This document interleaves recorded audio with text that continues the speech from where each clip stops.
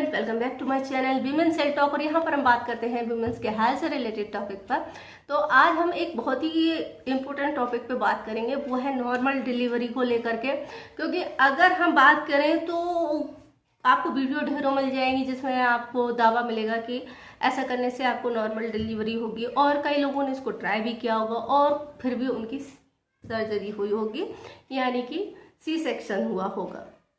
तो आज हम बात करेंगे कि नॉर्मल डिलीवरी के लिए आपको कब चीज़ें जो है करनी है और कितने टाइम तक करनी है, और नॉर्मल डिलीवरी के लिए क्या क्या कंडीशन होती हैं।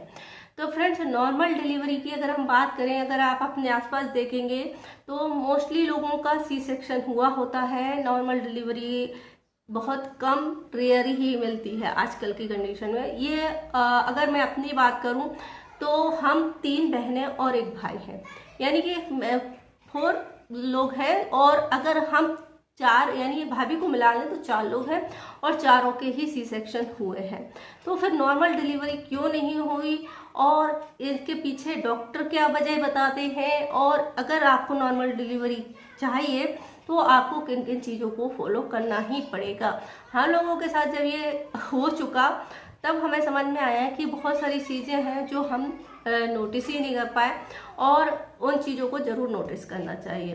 फ्रेंड्स, अगर हम नॉर्मल डिलीवरी की बात करें तो नॉर्मल डिलीवरी पहले भी होती थी और अभी भी होती हैं, लेकिन इसमें एक बहुत ज़्यादा कॉम्प्लिकेशन ये हो जाता है कि जब भी आप डॉक्टर के पास जाते हैं वो शुरू से लेकर लास्ट टाइम तक आपको नॉर्मल नॉर्मल बोलते हैं, और लास्ट टाइम पर आकर वो बोलते हैं कि आपकी सर्जरी करनी पड़ेगी, सी सेक्शन करना पड़ेगा। तो इसके पीछे के रीज़न क्या है और क्यों हमें सी सेक्शन की ज़रूरत पड़ती है, साथ ही साथ हम बताएंगे अपना एक एक्सपीरियंस जिसमें कि नॉर्मल डिलीवरी कैसे करवाई। तो चलिए, अगर आपके दिमाग में पहले से तय है कि आप नॉर्मल डिलीवरी चाहते हैं तो इन चीज़ों को जरूर नोटिस करना और पूरी वीडियो को बिना स्किप किए जरूर देखना। फ्रेंड्स, जैसे कि मैंने कहा, मैं और मेरी सिस्टर और मेरी भाभी के सभी के सी सेक्शन हुए। इसका रीज़न ये था कि एक तो जब आप डॉक्टर के पास जाते हैं और लास्ट टाइम पर वो अचानक से कुछ एक्सक्यूज देते हैं या फिर कुछ रीजन बताते हैं, तो ऐसा हो नहीं सकता कि सभी की ही कंडीशन एक सी हो। जैसे कि अगर मैं अपने केस में बोलूं तो हमारे केस में कहा गया था कि बच्चेदानी का मुंह नहीं खुल रहा है, जिसकी वजह से हमारी सी सेक्शन हुआ। मेरी सिस्टर की सी सेक्शन की वजह बताई गई कि उनका बच्चा जो है अंदर ही लैट्रिन कर लिया है, जिसकी कारण से इमरजेंसी हो गई है और हमें सी सेक्शन के द्वारा ही बच्चे को बाहर निकालना पड़ेगा क्योंकि उसको पैन नहीं आ रहे हैं। हमारी दूसरी सिस्टर की अगर हम बात करें तो उसको बोला गया कि बहुत सेहत के रूप में बहुत ज़्यादा कमज़ोर है, तो इसका सी सेक्शन करना पड़ेगा। भाभी की कंडीशन में बोला गया कि बच्चे के गर्दन में अंटे लगे हुए हैं, जिसकी वजह से इसको सी सेक्शन करना पड़ेगा। तो ये कुछ उदाहरण हैं जो कि आपको हर डॉक्टर बोल देगा, और बहुत सारे लोगों का ये होता है। अगर हम बात करें कि नॉर्मल डिलीवरी के पहले कि जब तक डॉक्टर बोलता है नॉर्मल है, तो फिर अगर किसी की केस में कॉम्प्लिकेशंस होते हैं तो वो शुरू से ही डॉक्टर बोलने लगते हैं, यानी कि आपका 6वां 7वां 8वां मतलब 8वें महीने में तो वो बिल्कुल क्लियर बता ही देते हैं कि नॉर्मल नहीं हो पाएगा।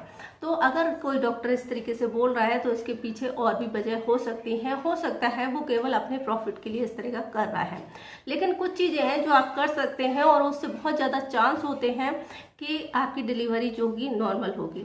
ये मैं इसलिए दावे से कह रही हूँ क्योंकि जब मैं डॉक्टर के पास गई थी, जब मेरी डिलीवरी हो चुकी थी, उसके बाद मैं और रूटीन चेकअप के लिए गई थी, तो मेरे सामने खुद डॉक्टर ने अपने हॉस्पिटल में मुझसे फ़ोन आया था उसका, मैं क्लिनिक पे गई थी, तो वो बोल रही थी कि एक दिन में हम कितने सीजर करेंगे कि इसका नॉर्मल करवा दूँ। तो आप समझ सकते हैं कि ये हर किसी की कॉम्प्लिकेशन नहीं होते हैं, डॉक्टर ने इसका धंधा बना लिया है। लेकिन कई बार ऐसा होता है कि किसी को होल्ड कर देते हैं और उनकी नॉर्मल डिलीवरी हो जाती है, डॉक्टर बहुत गुस्सा करते हैं सिस्टर या नर्स पर कि ऐसे कैसे हुआ। तो ये भी चीज़ है, लेकिन हम कुछ चीज़ें हैं जो आपको ज़रूर करनी चाहिए, क्योंकि ये भी सच्चाई है। क्योंकि ये मेरी फ्रेंड के साथ हुआ, वो मेरे साथ थी, और जब उसका 9th मंथ चल रहा था तो वो मेरे साथ में वॉकिंग करती थी। हम लोगों के बच्चों में 1 साल का अंतर था, तो उसकी बाद में प्रेगनेंसी आई थी। तो अब talk and walk and talk में ना टाइम का पता नहीं चलता, तो वो लगभग 1.5 से 2 घंटे तक हम लोग कंटिन्यू घूमा करते थे, और उसकी 2 डिलीवरी हुई और दोनों ही नॉर्मल हुई। तो ये तो कंफर्म है कि अगर आप जितनी ज़्यादा एक्टिव रहेंगे आपकी डिलीवरी नॉर्मल होगी। तो जैसे ही आपका 8वां महीना होता है आपको फिजिकली एक्टिव रहना है। अक्सर महिलाओं का पेट बढ़ जाने के कारण या पेट में दर्द होने के कारण या पैर में दर्द होने के कारण वो आराम करना पसंद करती हैं, क्योंकि इस टाइम पे चलने फिरने में थोड़ी सी दिक्कत भी होती है, थकान भी ज़्यादा लगती है। तो बेहतर है कि आप अपना फ्रेंड सर्कल बना लें, तो वॉक जितना ज़्यादा करेंगी उतनी ही चांस बढ़ जाते हैं नॉर्मल डिलीवरी के। दूसरी चीज़ होती है कि आपको हॉट बाथ लेना शुरू करना है। चाहे तो कुछ टाइम के लिए आप एक टब में गर्म पानी भरें और उसमें कुछ टाइम के लिए बैठें। इससे क्या होगी कि आपकी जो पेल्विक एरिया की मसल्स जो होते हैं सॉफ्ट हो जाते हैं और उनमें स्ट्रेचेबिलिटी बढ़ती है, तो ये भी जरूरी होता है। नेक्स्ट चीज होती है कि आपको बटरफ्लाई जो आसन होता है वो जरूर करें, क्योंकि ये भी आपके मसल्स को लूज करने का या स्ट्रेचेबल करने के लिए जरूरी होता है। इसके अलावा कुछ एक्सरसाइजेस होती हैं जो आपको रेगुलर तौर पर करनी है, लेकिन जरूरी है कि आप इन चीज़ों को ध्यान दें कि अगर आपको एक्सरसाइज करने से बहुत ज़्यादा थकान हो रही है, चक्कर आ रहे हैं, तो फिर आप इनको स्किप कर सकते हैं और अपनी सहूलियत के हिसाब से ये सभी करना है। अगर आपने तय कर लिया है कि आपको नॉर्मल डिलीवरी ही चाहिए तो आपको मेहनत तो करनी पड़ेगी और साथ साथ में एक्टिविटी भी करनी पड़ेगी। नेक्स्ट होती है कीगल एक्सरसाइजेस, जो कि आपको जरूर करनी है। प्लैंक करना है, आपको एक उकड़ू बैठना है, जैसे कि इंडियन टॉयलेट सीट पर आप बैठते हैं ना दोनों पैरों पर, इस तरीके से आपको बैठना है। और ये भी आपको दिन में जितना आप कर सकते हैं कीजिए, क्योंकि ये सारी एक्सरसाइज जो होती है आपके पेल्विक एरिया की जो बोन्स होती हैं, मसल्स होती हैं, उनको लूज करने का काम करती है। जब आप बटरफ्लाई करते हैं तो ये देखिए इस तरीके से आपकी जो एरिया है वो खुलता है और इसका एरिया बढ़ता है। वैसे तो हमारी बॉडी नेचुरली हार्मोन्स रिलीज करती है उस टाइम पर, जिसके कारण से फ्लेक्सिबिलिटी बढ़ती है, लेकिन कुछ और भी चीज़ें होती हैं कि अगर आप इस एरिया को जितना एक्टिव रखेंगे उतने आराम से ये स्ट्रेच होगा और उतनी ही आसानी से आपकी डिलीवरी होती है। इसके अलावा जो लोग स्विमिंग करना जानते हैं वो जरूर करें। 9वें महीने स्विमिंग करना बहुत ज़्यादा अच्छा होता है आपके लिए भी और आपके होने वाले बच्चे के लिए भी। इसके अलावा कुछ और आप वॉल पुशअप्स कर सकते हैं और कुछ ब्रीदिंग एक्सरसाइजेस जरूरी होती हैं। तो सबसे ज़्यादा जरूरी ये चीज़ें हैं जो कि आपको करनी है। नेक्स्ट चीज़ होती है अपने माइंड को रिलैक्स रखना है, क्योंकि आप अगर टेंशन में हैं और चिंता में हैं तो आपकी नॉर्मल डिलीवरी होने के चांसेस कम हो जाते हैं, क्योंकि हमारी बॉडी में कुछ ऐसे हार्मोन रिलीज होने लगते हैं जो कि आपको दिक्कत देते हैं और इसकी वजह से आपको पेन भी ज़्यादा होता है। तो अगर आपने बिल्कुल मूड बना के रखा है तो सबसे बेस्ट होता है कि आप जितना जाना चाहें उतना वॉक करें। और कुछ छोटी छोटी चीज़ें हैं जिन पर जरूर ध्यान दें, जैसे कि आपको भारी वजन नहीं उठाना है, आपको कुछ ऐसी एक्सरसाइज नहीं करनी है जिससे कि आपको प्रॉब्लम हो सके, और बहुत ज़्यादा अपनी डाइट का ध्यान देना है, क्योंकि इस टाइम पर आपको कमजोरी थकान हो सकती है। अगर आपको पेट के निचले हिस्से में दर्द होता है, एक्सरसाइज करने पे तकलीफ होती है, तो उस एक्सरसाइज को बंद कर दें।